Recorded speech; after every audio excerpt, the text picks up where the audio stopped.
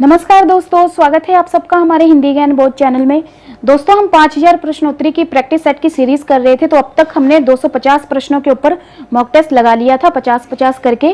तो आज के इस वीडियो में हम 251 से 300 यानी आज भी 50 प्रश्न के ऊपर मॉक टेस्ट शुरू करेंगे। तो चलिए आज का वीडियो लेक्चर शुरू करते हैं बिना समय बर्बाद किए हुए। प्रश्न आपके सामने है। जाके सिर मोर मुकुट मेरो पति सोई के अनुसार मीरा की भक्ति कैसी है? कैसी है मीरा की भक्ति? प्रश्न आपके सामने है। ये 4 विकल्प दे रखे हैं, आप इनको पढ़िए खुद से और इसका उत्तर बताइए। मीरा की भक्ति है स्वकीय भाव की। विकल्प ए सही उत्तर होगा। चलिए अगला प्रश्न करते हैं। निम्नलिखित में से कौन सा कथन असत्य है? तो असत्य छांटना है इन 4 विकल्प में से। इन चारों विकल्प को आप खुद से पढ़िए और इसका उत्तर बताइए। तो सही उत्तर होगा केशव रीति मुक्त धारा के कवि थे। ये असत्य है, तो विकल्प डी इसका सही उत्तर होगा। चलिए अगला प्रश्न करते हैं। काव्य प्रयोजन के संदर्भ में कौन सा कथन असत्य है?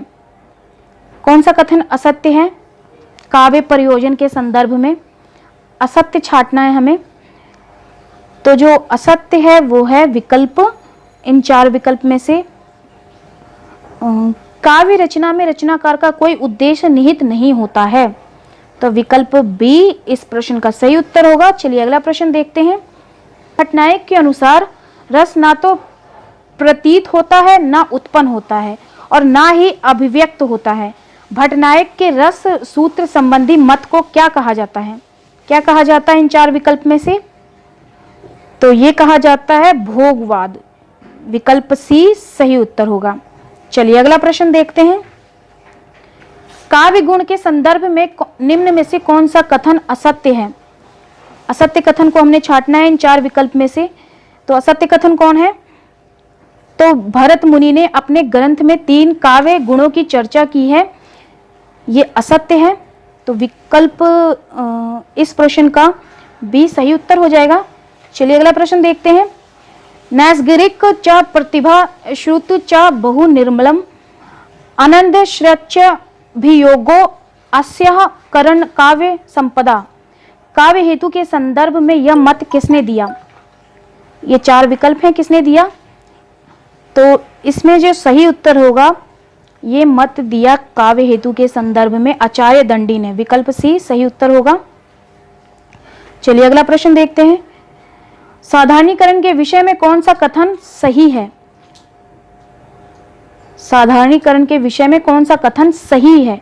सही बताना है इन 4 विकल्प में से। तो सही बताइए। यहाँ नीचे कूट दिया हुआ है जिनमें से आपको देख के बताना है। तो जो सही है वो है विकल्प सी खा और ग। साधारणीकरण अवलंबन तत्व का धर्म होता है। साधारणीकरण के लिए भोजकत्व व्यापार अनिवार्य होता है। तो खा और गा दोनों ही सही होंगे। विकल्प सी प्रश्न का सही उत्तर होगा। चलिए अगला प्रश्न देखते हैं। रचना काल के अनुसार निम्नलिखित आचार्यों का सही अनुक्रम बताइए। अनुक्रम से संबंधित प्रश्न पूछे गए हैं और इस प्रश्न का जो सही उत्तर होगा वो है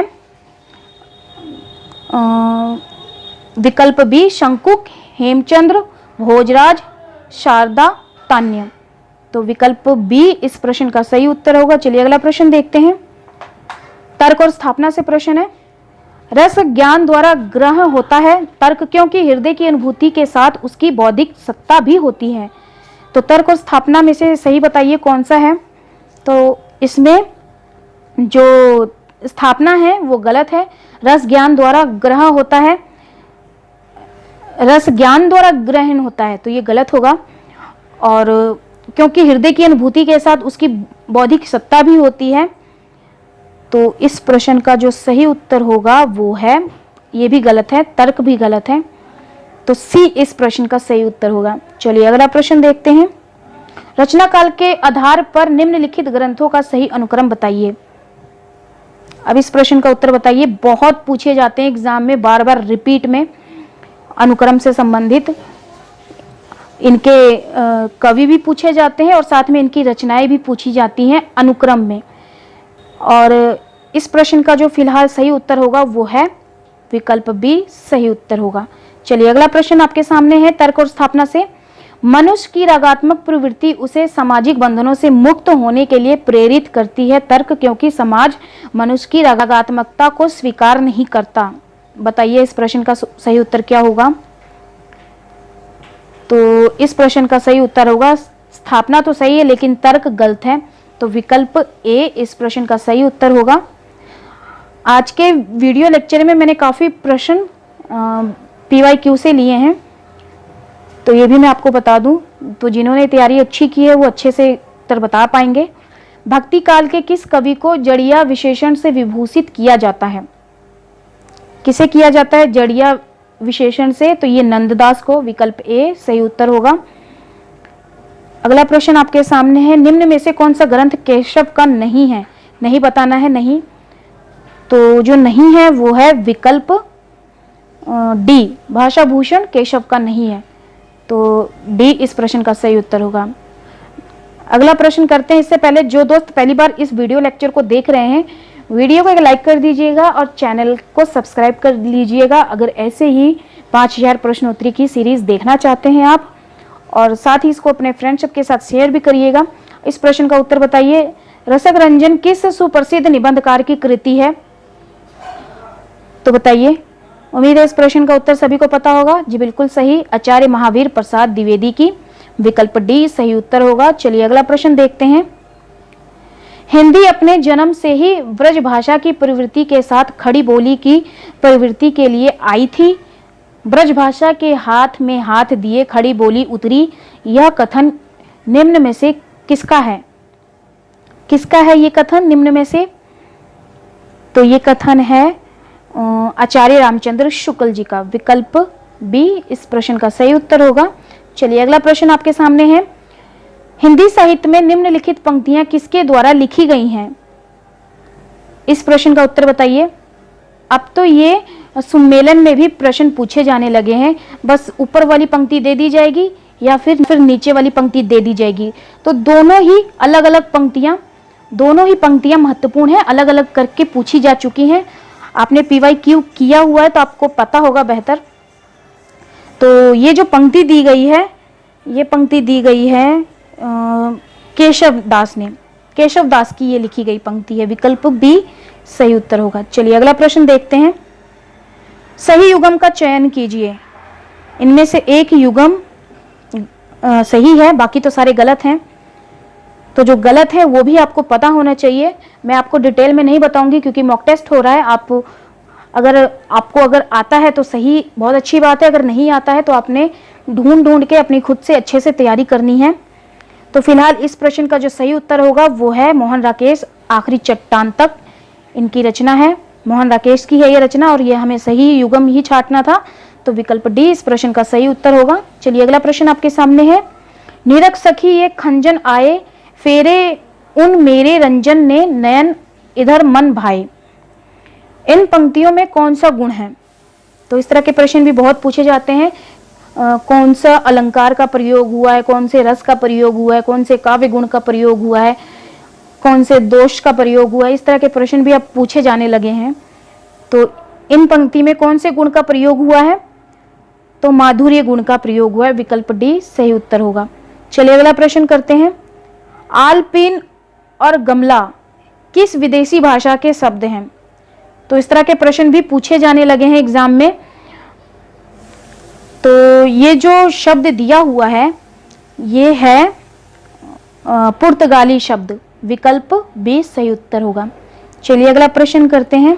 सूची 1 का मिलान कीजिए सूची 2 के साथ, दिए गए कूट में से सही उत्तर का चयन कीजिए। तो सूची 1 में इतिहासकार है, सूची 2 में नामकरण है, तो इनको हमने सम्मेलन करना है। तो आचार्य रामचंद्र शुक्ल ने कौन सा नामकरण किया है? तो ये किया है वीरगाथा काल। डॉक्टर हजारी प्रसाद द्विवेदी ने किया है आदिकाल। राहुल साकृत्यायन ने किया है सिद्ध सामंत काल। मिश्र बंधु ने किया है प्रारंभिक काल। तो विकल्प डी इस प्रश्न का सही उत्तर होगा। चलिए अगला प्रश्न देखते हैं। केशव कहीं ना जाए का कहिए, यह पंक्ति किस रचनाकार की है? बताइए इस प्रश्न का सही उत्तर। तो ये जो पंक्ति है ये पंक्ति है तुलसीदास जी की। विकल्प डी सही उत्तर होगा। चलिए अगला प्रश्न करते हैं। हिंदू मग पर पाँव न रखियो का जो बहुते हिंदू बखायो, यह उक्ति किस रचना और रचनाकार से संबंधित है? तो हमने बताना है, ये पंक्ति है काशिम शाह हंस जवाहिर से। ये पूछा भी जा चुका है, तो ध्यान में रखिएगा। विकल्प डी इस प्रश्न का सही उत्तर होगा। अगला प्रश्न है, जब हम प्रीति, उदारता और भलमन साथ का बर्ताव करते हैं तो ये समझते हैं कि हम उनसे घृणा कर रहे हैं और हम चाहे उनका जितना ही उपकार करें, बदले में हमें अपकार ही मिलेगा। यह कथन किस निबंध से लिया गया है? PYQ का प्रश्न ले लिया है मैंने। तो ये जो निबंध है, ये निबंध लिया गया है घृणा से। विकल्प ए सही उत्तर होगा। चलिए अगला प्रश्न देखते हैं। अगला प्रश्न है, निम्न पंक्तियां किस प्रसिद्ध लंबी कविता से उद्धृत की गई हैं? किस कविता से ली गई है? प्रतिफल परिवर्तित व्यूह, भेद कौशल समूह, राक्षस विरुद्ध प्रत्युह, क्रोध कपि विषम।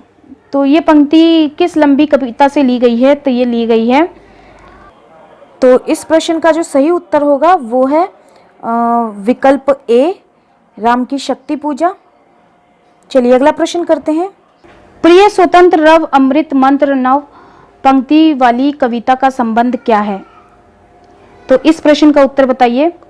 तो इस प्रश्न का जो सही उत्तर होगा वो है ये जो पंक्ति है, ये पंक्ति सूर्यकांत त्रिपाठी निराला की है। विकल्प डी सही उत्तर होगा। चलिए अगला प्रश्न करते हैं। स्त्री विमर्श का उद्देश्य क्या है? स्त्री विमर्श का उद्देश्य बताना है।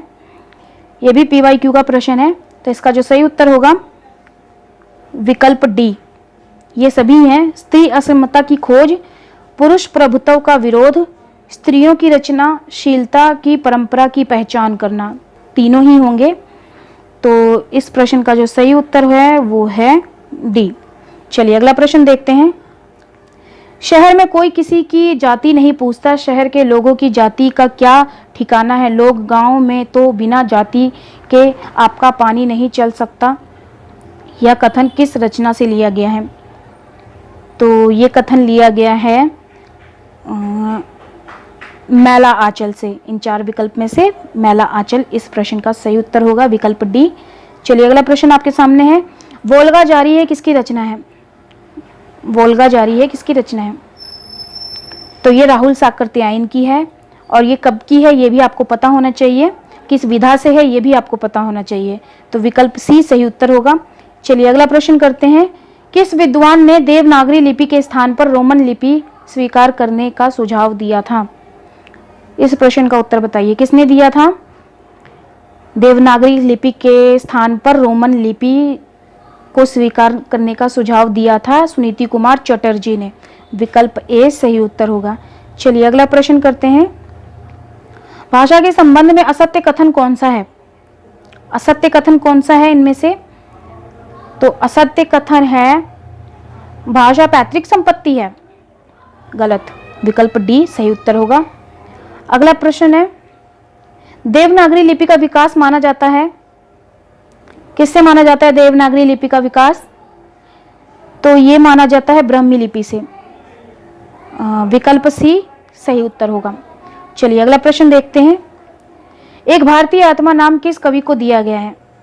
उम्मीद है इस प्रश्न का उत्तर सभी को पता होगा। जी बिल्कुल सही, माखनलाल चतुर्वेदी जी को। विकल्प सी सही उत्तर होगा। चलिए अगला प्रश्न देखते हैं। दोस्तों अगर आप हमारे टेलीग्राम चैनल और व्हाट्सएप ग्रुप के साथ जुड़ना चाहते हैं तो डिस्क्रिप्शन में लिंक दे रखा है, आप चाहें तो जुड़ सकते हैं। वहाँ पे मैं काफ़ी सारा स्टडी मटेरियल उपलब्ध करवाती हूँ। तो अगला प्रश्न आपके सामने है। निराला ने अपने किस काव्य में भारतीय परंपरा के गौरवशाली मूल्यों की प्रतिष्ठा की है? बताइए इस प्रश्न का सही उत्तर। ये चार विकल्प दे रखे हैं, तो इसमें जो सही उत्तर होगा वो है किस काव्य में की है? तो ये है तुलसीदास काव्य में। चलिए अगला प्रश्न देखते हैं। आत्मजयी काव्य की रचयिता इनमें से कौन है? कौन है? तो ये है कुंवर नारायण। और आत्मजयी कब की है ये भी आपको पता होना चाहिए। किस विधा से है ये भी आपको पता होना चाहिए।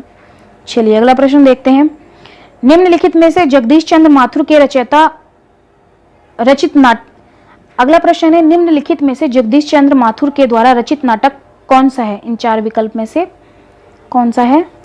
जगदीश चंद्र माथुर द्वारा रचित नाटक, तो ये है कोणार्क। और ये बाकी तीनों किसके हैं ये भी आपको पता होना चाहिए इनके सन के साथ।